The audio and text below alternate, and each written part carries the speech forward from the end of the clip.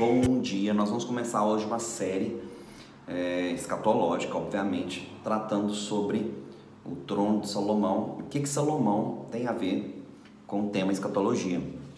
Vocês vão entender, baseado no texto também de Ezequiel 28, mas nós vamos começar lendo 1 Reis capítulo 10, que trata dessa história, ok? Deixe seu like e compartilhe esse vídeo, se assim seu coração desejar que esse canal seja tenha mais amplitude, ok? 1 Reis 10, eu vou ler rapidamente aqui, nós vamos atentar aqui para um texto, ok? E essa série vai ser a primeira parte hoje, e nós vamos gravar uma segunda e talvez uma terceira parte, porque o assunto é extenso, muita coisa para se falar.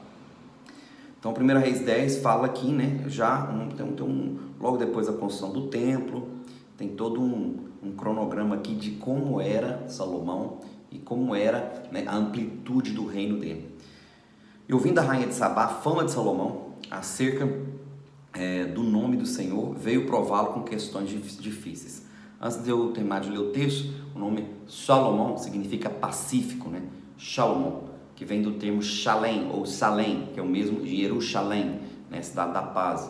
Então, o nome Salomão tem essa origem, significa pacífico, o mesmo nome, Shalom, Shabbat Shalom, Shalem, que vem desse termo hebraico que significa pacífico, Shalom. Continuando lendo o texto aqui. E chegou a Jerusalém com uma grande comitiva, com camelos carregados de especiarias, muitíssimo ouro, pedras preciosas. Então foi Salomão e disse-lhe tudo quanto tinha o seu coração.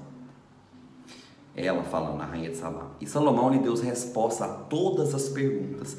Nada houve que não lhe pudesse esclarecer. Vendo, pois, a rainha de Sabá toda a sabedoria de Salomão, e a casa que edificaram, e a comida da sua mesa, e o assentar-se dos seus servos, e o estar de seus criados, e as vestes deles, e os seus copeiros, e os holocaustos que ele oferecia ao Senhor, na casa do Senhor, ficou fora de si, a palavra aqui. E disse ao rei, era verdade a palavra que eu vi na minha terra, os teus feitos, a tua sabedoria. Eu não cria naquelas palavras, até vim ver com os meus olhos, e eis que não me disseram nem metade, sobrepujaste em sabedoria, bens e famas, o que eu ouvi falar. Bem-aventurados os teus homens, bem-aventurados os teus servos, que estão sempre diante de ti e que ouvem a tua sabedoria. Bendito seja Yahweh Tsevaot, o Senhor Deus, que te teve agrado em ti, para te pôr no trono de Israel, porque o Senhor ama Israel para sempre. Por isso te estabeleceu rei, para fazeres juízo e justiça. E aqui fala sobre as dádivas que ele recebe, fala sobre também as naus de Irão, versículo 11, eu estou dando adiantada aqui, também as naus de Irão de Ofir levavam ouro, traziam Ofir muita madeira de almugue e pedras preciosas que Salomão recebia anualmente. E dessas madeiras de almugue fez o rei balaústres para a casa do Senhor, para a casa do rei também, tá? Casa do Senhor, o templo. A casa do rei, o palácio onde Salomão ficava.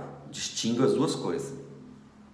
Como também harpas, instrumentos musicais, alaúdes para os cantores. Nunca veio tal madeira de almugue, nem se viu até o dia de hoje, ou seja, era uma madeira raríssima, extremamente rara.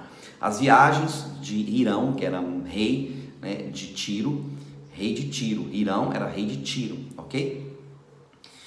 Nas naus que Salomão, assim, vamos dizer assim, patrocinou, levavam às vezes 3 anos, porque há 3 anos era a distância que ele ia até a terra de Ofir, ouro fino de Ofir, vocês já viram falar disso aí, está lá nos profetas. Eu vou falar sobre isso também nessa série, a gente vai entender algumas coisas. Agora olha só, Irão vinha depois de 3 anos trazendo todas essas coisas, essas madeiras preciosas, pedras preciosas, ouro fino de Ofir e muitas outras coisas. E aí diz aqui também, e o peso de ouro que se trazia a cada ano de Salomão era 666 talentos de ouro. Que interessante, Outro lugar na Bíblia parece que tem esse número também, Ou tem essa mesma interpretação aqui, Onde será? Será que é Apocalipse capítulo 13? Essa é uma referência do número 666, a primeira vez que ele aparece nas Escrituras, é aqui em Salomão. Depois ele aparece de novo em Apocalipse capítulo 13, vocês vão entender o paralelo, porque fala sobre os ciclos que se traziam anualmente. Isso aqui é um número específico, queridos, tem que entender algo. Quando a Bíblia cita um número, esse número não é por acaso, nada na Bíblia é por acaso. Tudo na palavra de Deus tem um porquê por detrás disso, ok? Então o número de ouro que se trazia de talentos até no ano é 666. Além de negociações que ele fazia por toda a Arábia, os governadores da terra. Aí fala aqui sobre o trono de Salomão, que é a parte que eu quero entrar. Versículo 18 diz: E fez o rei um grande trono de marfim, e o revestiu de ouro puríssimo. Tinha esse trono 6 degraus, e era o alto do trono por detrás redondo, e ambos os lados tinham encosto até o assento, e 2 leões onde ele colocava os braços, em pé junto aos encostos. Também 12 leões estavam ali sobre os 6 degraus, de ambos os lados. Nunca se tinha feito obra semelhante em nenhum dos reinos da terra. Olha o que diz mais aqui. Também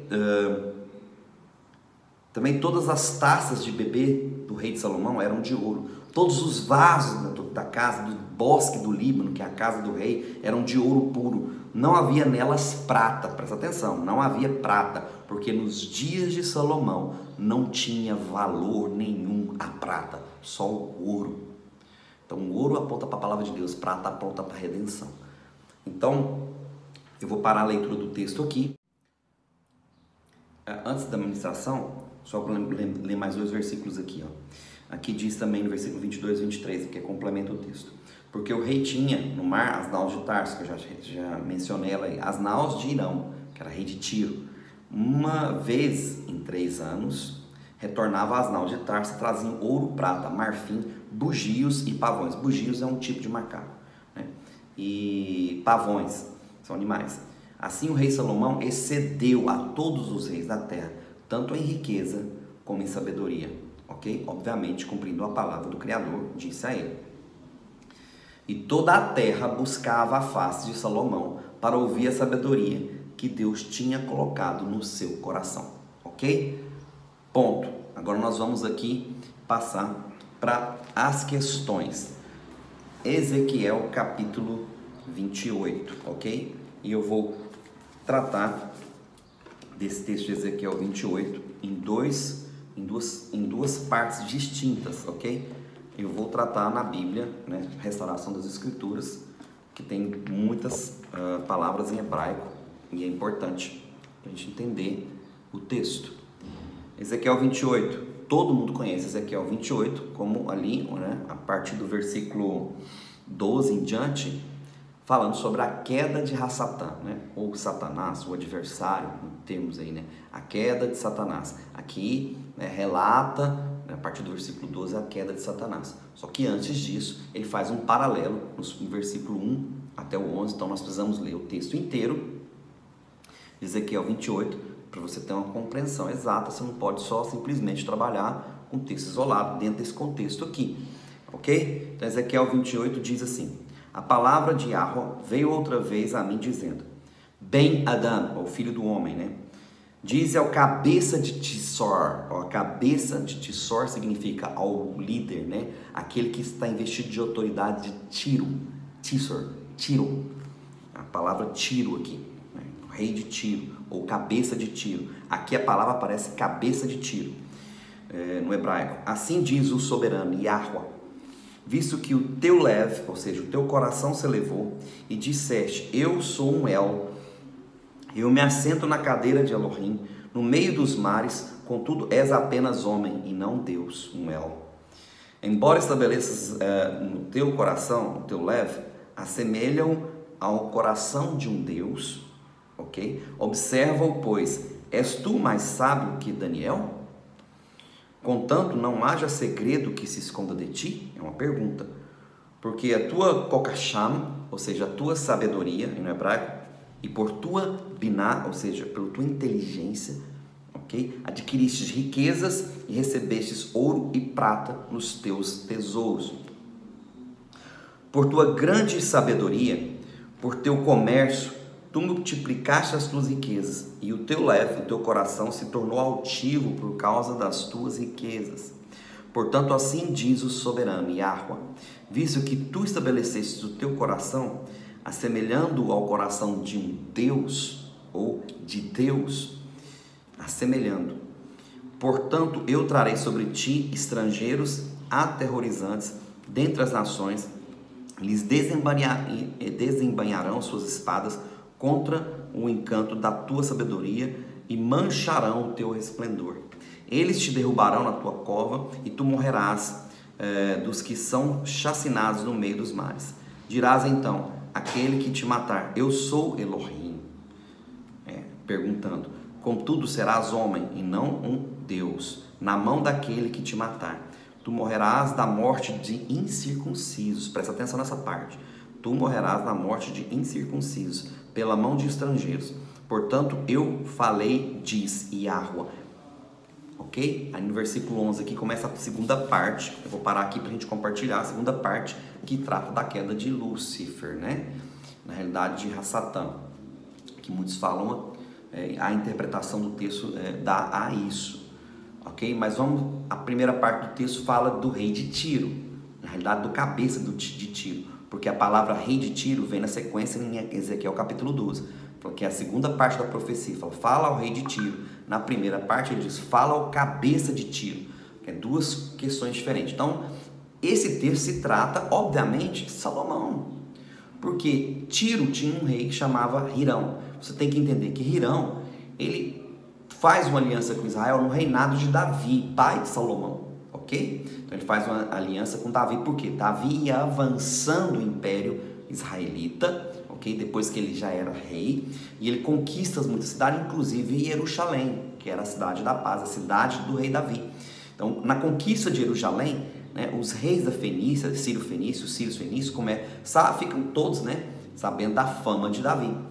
E Hirão, ele se antecipa, que era o rei de Tiro, e faz uma aliança com Davi, oferecendo a ele, né, materiais para a construção da casa, ou seja, do palácio do rei, junto com não só o material, né, como toda a mão de obra, ok? Para fazer o palácio, ou seja, a casa de Davi, o palácio do rei. Então Hirão se antecipa a fazer uma aliança com Israel. Então essa aliança começa já em Davi, e ela se estende por Salomão, porque quando Salomão vai então fazer a construção do templo, ele recorre a Hirão, porque Hirão já tinha vamos dizer assim, um passado de aliança com o pai dele. E você tem que entender que Davi teve uma expansão do reino de Israel, mas o reino de Salomão teve uma expansão muito maior, uma amplitude. Por conta de quê? Qual foi a grande questão de Salomão? Foi só a questão da sabedoria? Não. Salomão teve sabedoria e a própria palavra do Senhor, quando Salomão busca ele, pedindo orientação para governar bem o povo de Israel, Deus dá a ele não só sabedoria, mas como riquezas como nenhum outro homem da terra. Assim se dizem que a riqueza que Salomão tinha excedeu a todos os homens que já viveram na terra, ok? Em riqueza e sabedoria também, ok? Só que você tem que entender algo aqui. Quando a palavra de Deus aqui, Ezequiel 28, fala do rei de Tiro, ou seja, o cabeça de Tiro era o rei Hirão? Não, não era. O rei Hirão era subordinado a Salomão. Salomão era o verdadeiro cabeça de Tiro. Ele era o que governava sobre todas aquelas cidades ali ao redor. Então ele teve um império, você tem que entender isso. E Tiro e Sidom, né, os reis ali de Tiro, prestavam, né, vamos dizer assim, continência, não é nem o termo, prestavam impostos, encargos e também prestavam tudo a Salomão. Salomão era o verdadeiro cabeça. E quando a profecia de Ezequiel 28 trata sobre a profecia do rei de Tiro, o Criador ele começa a fazer um paralelo entre o reinado de Salomão e o trono de Salomão, tá ok? Trono de Salomão, reinado de Salomão, com a queda de Hassatan, ou a estrela da alva, Lúcifer. Aqui existe o paralelo. Salomão, Hassatan, ok? Ah, passou, mas peraí, Salomão aponta para o Messias, aponta para Jesus. Olha, querido, o próprio Senhor Jesus, em Mateus capítulo 12, versículo 42, diz, quando estava sendo arguído pelos fariseus, né, porque ele estava ali mediante expulsando demônios, fala, você expulsa pelo maioral dos demônios, Beelzebul. Ele fala sobre a blasfêmia do Espírito Santo nesse mesmo texto. Aí ele diz aqui, olha, aqui está, aí ele fala assim, a rainha de Sabá se levantará no dia do juízo para julgar vocês. Entende? Está falando para os escribas e fariseus. Mas porque Salomão, ela saiu lá do sul e foi lá ouvir Salomão. Aí ele fala, eis aqui quem é maior que Salomão. Ele não se compara a Salomão. Não, ele coloca, eu sou maior que Salomão. O próprio Senhor Jesus fala assim, porque Salomão, ele fez o caminho reverso. Porque Salomão, ele começou pequeno e ele cresceu. Como o próprio texto de Ezequiel 28 fala, ele cresceu. E a sabedoria dele se espalhou por toda a terra. A fama dele se espalhou por toda a terra. Aquilo que ele fazia se espalhou. E isso engrandeceu Salomão, não só com riquezas, com paz no reino dele. Foi um reino de paz. Foi um reino de crescimento. Foi um reino de alianças. Foi um reino, entende? De prostituição. Foi um reino que se assemelhou à Babilônia. Foi um reino que trouxe depois a divisão, foi na palavra de Deus, em 1 Reis capítulo 11, você vai ler, que é onde o Criador, Yahweh, ele dá uma palavra de juízo sobre o reino de Salomão. Por causa da aliança com Davi, ele não ia fazer isso nos dias de Salomão, mas depois que Salomão morresse, o reino seria rasgado, tirado da sua mão. Então, você tem que entender que o templo de Salomão ele durou só 34 anos depois da sua construção. Depois ele começou a ser saqueado, depedrado e começou a ter uma queda constante, o templo de Salomão. E nós vamos gravar um vídeo também falando sobre o templo de Salomão, o templo de Zorobabel, que foi a restauração do segundo templo, e depois o templo de Herodes, que foi a terceira restauração na época de Jesus. E o paralelo entre esses três, porque nós temos que entender essas questões escatológicas diante da palavra de Deus, para entendermos os dias que nós vivemos hoje. E o que se propõe a acontecer, porque algo já aconteceu lá atrás. O Velho Testamento são sombras daquilo que vão acontecer no novo, na nova aliança, nesse novo momento que nós estamos vivendo hoje. Então, quando a Bíblia aqui faz Ezequiel 28, um paralelo sobre o trono de Salomão e o trono de Rassatã, é isso que ele faz, um paralelo. Começastes bem. E o próprio Salomão escreve em Eclesiastes, melhor é o fim das coisas do que o começo delas, porque muitas vezes não importa como você começa, mas como você vai terminar as coisas. Então o Messias foi inverso de Salomão. Salomão começou pequeno e cresceu. Jesus, nosso Messias, Yahushua, HaMashiach, ele, sendo Deus, ele não usurpou ser igual a Deus, ele abdicou da sua deidade, se fez homem e padeceu, ou seja, ele foi descendo, ao caminho da humilhação completa, para que assim, depois de tudo isso, o Senhor o exaltasse, o próprio Criador o exaltasse, e o próprio Criador daria a ele um nome acima de todo nome. Ele já sabia disso, porque é o caminho que ele percorreu, por isso ele diz aos escribas e fariseus, eis aqui quem é maior que Salomão, mas vocês não acreditam em mim, e eu vou continuar percorrendo o meu caminho de humilhação, vou continuar descendo, porque aquele que quer ser grande, se humilhe. Agora, aquele que não se humilhar, esse será abatido. E é exatamente o caminho de Salomão, que Salomão segue na vida dele.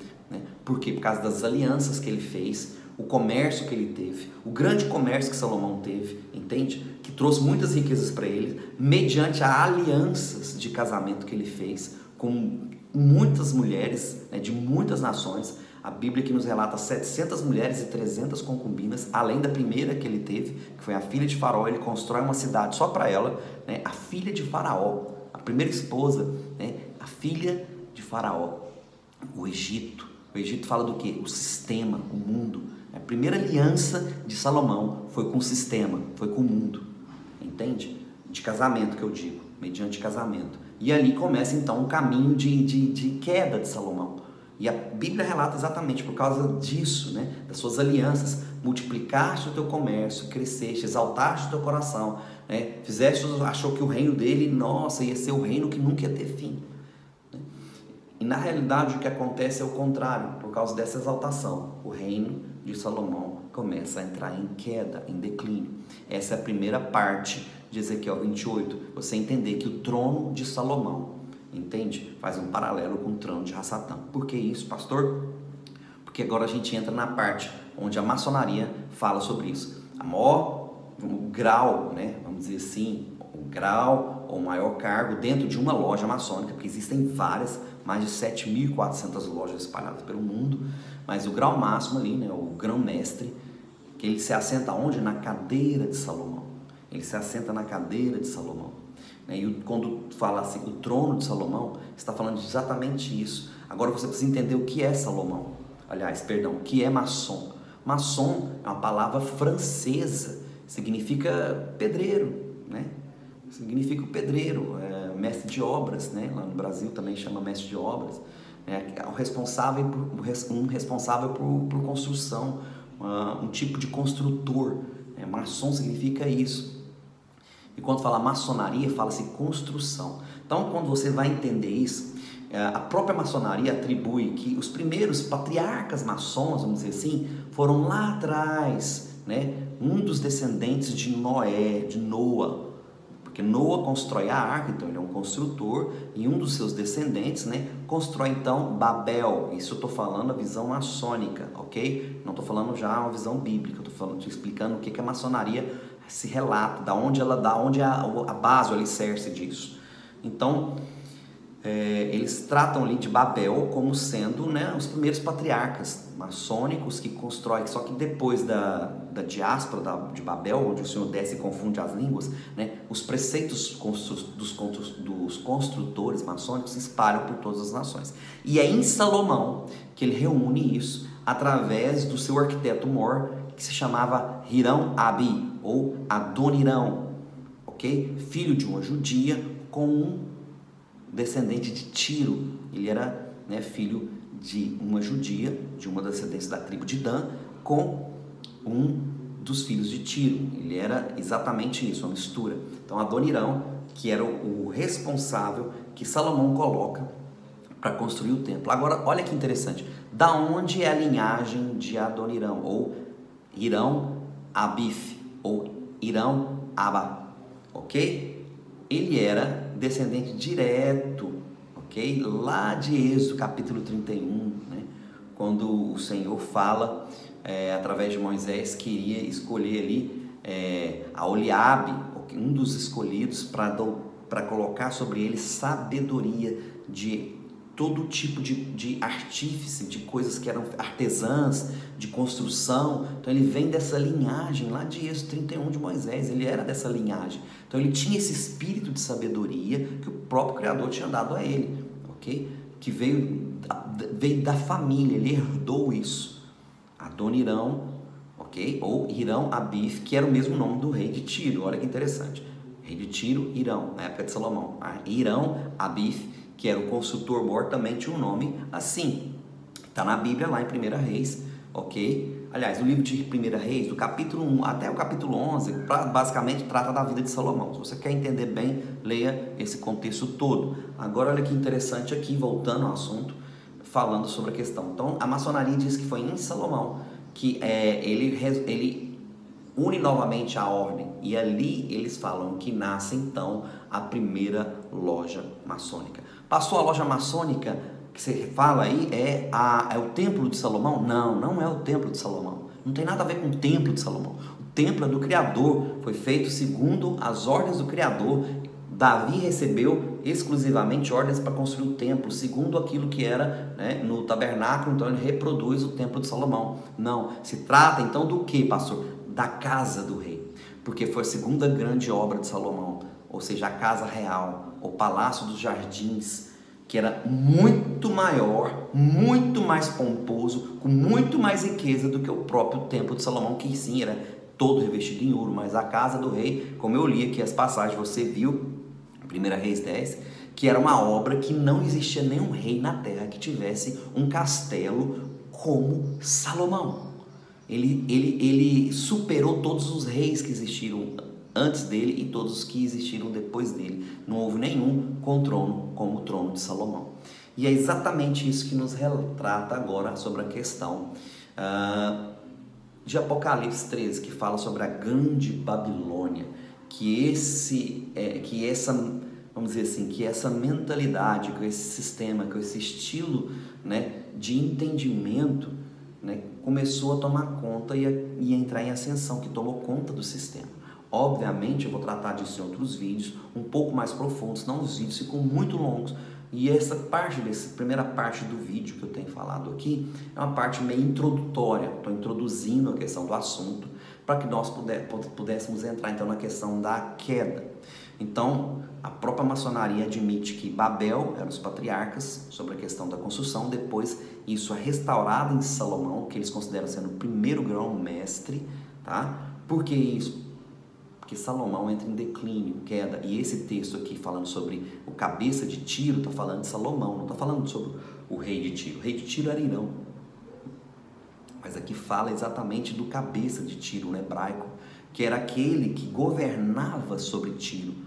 E aqui no texto de 1 Reis 10 está muito bem claro que o próprio rei de Tiro, Irão, ele vinha ter, com Salomão todos os anos, trazendo presentes, porque ele não queria ser esmagado pelo império israelita, que era muito mais poderoso do que o próprio rei de Tiro. Então ele prestava sim, né, seus impostos a Salomão. E Salomão, ele era o cabeça, ele era o imperador de Tiro. Então essa profecia de Ezequiel 28, fechando o vídeo, se trata, a primeira parte, a parte A, do versículo 1 ao versículo 11, aliás, do versículo 10, de Salomão, né, da sua ascensão e queda. Só que a segunda parte se trata, de novo ele fala rei de Tiro, só que a primeira parte ele fala cabeça de Tiro, no segundo texto ele fala rei de Tiro. Aí ele começa então a falar sobre Rassatã, né, começa a entrar em outra parte, né, um paralelo. E amanhã eu vou gravar um vídeo falando sobre essa segunda parte e nós vamos também entrar numa terceira parte desse vídeo, porque senão fica um pouco extenso, ok? Então, fique conosco até amanhã e nós voltaremos com muitas outras coisas interessantes e bíblicas, tá? Não quero falar nada aqui que não seja bem profundamente bíblica, para que você possa entender que dias nós vivemos e por que Jesus fala, quando vos disserem paz, paz, né? Um reino de paz. Que reino de paz é esse? Um reino como foi o reino de Salomão. Foi um reino de paz. Inclusive o nome Salomão significa pacífico. O reino de paz. Quando vos disserem paz, paz, virá repentina destruição. Ok? Só para você pensar. Fica aí a ideia.